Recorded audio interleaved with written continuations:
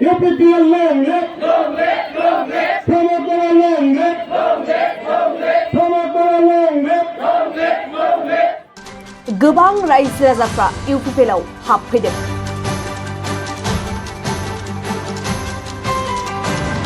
से नं पर्बतजरा बियाबनि टिपकाई बिसिडिसिआव इउपिपिएल दोलोनि जयनिं हाबाफारि।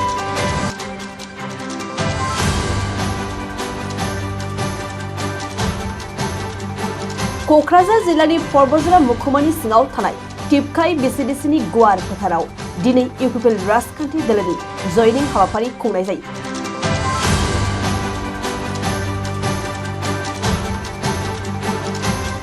बे जयनिं हाबाफारिखौ दैदेनो पर्बतजरा जिल्ला इउपिपिएलनि लेङाइ आफादगिरि जहरलाल ब्रह्मआ। बे जयनिं हाबाफारियाव बिपिएफ हान्जा आरो रायजो राजाफोरा इउपिपिएल हान्जानि खामानि मावनायखौ मोजां मोननानै गासै 150निफ्रायबो बांसिन रायजो राजाफ्रा हाबफैयो। बे मेलाव गाहाय आलासि महरै मिरु इउपिपिएलनि गाहाय नेहाथारि राजु नार्जारि आरो आयुब हुसेन मण्डलजों लोगोसे अफजल हक सरकारा बाहागो लायो।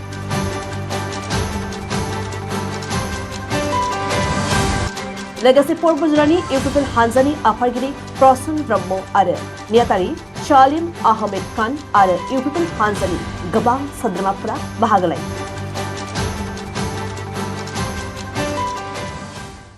बिपिएफनि रोदाखौ जेरावबो बुखुनानै गारहरनाय जादों।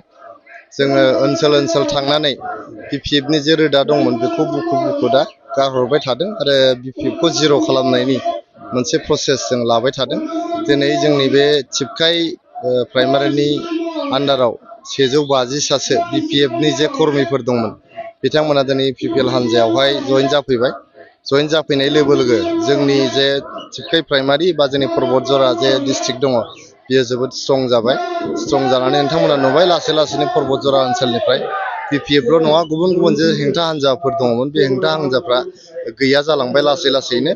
फैगोन एमपि इलेक्सननि उनाव जोंनि बड'लेण्ड ओनसोलावहाय जोंनि नांगोल पार्टिखौ बिपिएफ हान्जानि कर्मिफोरखौ नागिरबाबो मोननाय नंला। जे बे सरकार थानाय समाव बेनिफ्राय जे मानसि थिखोनानै लानानै थांदोंमोन बे डेड बडिखौ मोनाखै होनदों, बे बाथ्राया बेसेबां सैथो? जोबोद अननाय। बेवहाय 2009 मायथाइनि एमपि इलेक्सनावहाय बे टिपकाईनि जे पलिं बुथनिफ्राय मानसि जे दैखांनानै लांदोंमोन बे मानसिखौ दिनैसिम मोनफिनाखै। दा जाय बिथांनि जे आइजो बिथांनि जे हिन्जाव बे हिन्जावा जोंनि गामि खाथिनिनो सातबिल होननाय मोनसे गामिनि भावरागुरि खाथिनि। बिथाङा दा हयथ' न'आव थांफिनबाय। गतिके बिथाङा गावनि फिसाया जे थैबाय बे बुथार जाबाय बेखौहाय बिथाङा साननानै लाबाय आरो सारादुबो खुंबाय। बियो जोबोद अननाय जादों। बिसायख'थिनि मुङाव बेबायदि मानसिखौ दैखांनानै लांनानै बुथारहैनाया जोबोद गाज्रि खामानि जादों। जाहाथे इयुनाव बेबायदि थासारिया फैफिना जोंनि बड'लेण्ड ओनसोलाव जों बयबो सांग्रां जानांगोन। रायजो राजाफ्रा सांग्रां जानांगोन। माखासे जे खाबु फलान आरो जे दावरावखौ लुबैग्रा दावराव दावसिखौ लुबैग्रा जेब्लायबो मानसिखौ हिंसा खालामग्रा बे मानसिफ्रा जेबो खाबु लानो हाया। बेनि थाखाय जों गासैबो राजखान्थि हान्जाफ्रा गोख्रोङै नोजोर होनांगोन आरो रायजो राजाफ्रा गोख्रों जानांगोन। दिनै जिहेतु प्रमद बर' सारनि दैदेननायाव इउपिपिएल सरकारनि दैदेननायावहाय जोंनि बड'लेण्ड ओनसोलाव गोजोना फैफिनबाय। बयबो जोङो गोजोनै सान्थियाव जों रायजो जागासिनो दं। थांनाय बोसोरथामाव खुनु दावराव दावसि गैया। फिन खनसेबाव जाहाथे सोरबा सासे सानैनि गोरोन्थियावनो जाहाथे जोंनि गेजेराव असान्थि जाया जों बेखौ माने खावलायहरो। लोगोसे जायफोर सुबुंफ्रा बै समावहाय जोंनि जे बिसायख'थियाव बाहागो लानायनि थाखायनो बा हेंथा हान्जायाव थानायनि थाखायनो बुथार जादों बिथांमोना देथार जादों बा बिथाङा जिउ खोमानो गोनां जादों बिथांमोननि जिउमाया जाहाथे सोरगोआव आलो गोजोनै थायो बिनि थाखायनो आं आर'ज गाबहरबाय। 2020 मायथाइयावहाय गावनि बिगुमैनि हटेल गौरां भेलि हटेलाव बिथाङा आंखौ गाग्लोबदोंमोन। गाग्लोबनानै बिथाङा आंखौ मा खालामनो नागिरदोंमोन मिथिया, खिन्थु आङो बे गाग्लोबनायखौ नेवसिनानै माने हटेलनिफ्राय ओंखारनानै आंनि गारियाव गाखोनानै आं ब्लड थांदों। आङो बेखौ एफआइआरबो होदों। क'क्राझार पुलिस स्टेसनाव एफआइआर होदों। बियो आयेना बिनि गावनि प्रसेसखौ लागासिनो दङ। आं सानो बिथाङा आंखौ गाग्लोबनायनि नाजानायनि थाखाय बिथाङा आयेना बिथांखौ साजा होनांगौ। आङो फेसबुकाव मोनसे पस्ट लिरदोंमोन बिथांखौ खावलायनानै। बिथाङा गावनि फेसबुक पस्टआव गाज्रि रावै बिथाङा प्रमद बर' सारखौहाय माने सोंखारिदोंमोन।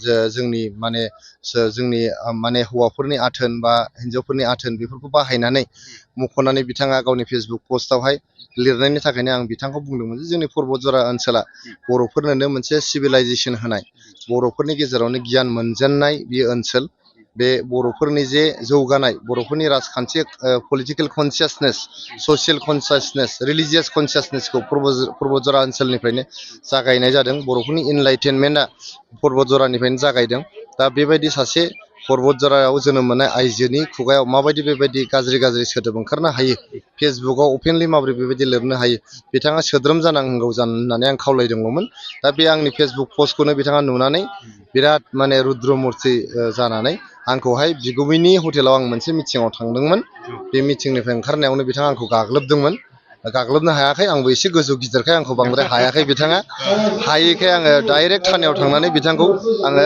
FIR हैदों केस हैदों बे समाव बिथाङा गोजाबो लोंदोंमोन नामा नोंनि फिलिंसआव बेखौथ' सब समाय लोंनानैनो थायो होननाय खोनादों आङो बारा खाथियाव थाङाखिसै गाग्लोबनो नागिरनायखाय गोजाननिफ्राय बारा मोनामहराखै लोंदोंमोनबो जानो हागौ गोजाबो जानो हागौ गुफुरबो जानो हागौ लोंनाया लोंदोंबो जानो हागौ आरो बियो लास्ट कुइसन दिनैहाय साबेसे जयनिं जादों बेहाय 150निबो बांसिन बेयाव जयनिं जादों जोंहा टिपकाइ प्राइमारियाव मुनमुन ब्रह्मखौ गाज्रि मोननानै जोंहा हाग्रामा महिलारि सारखौ गाज्रि मोननानै जोंनि टिपकाइ ओनसोलनि BPFनि कर्मिफ्रा जोंनि PPLआव जगदान जाफैजोब्बाय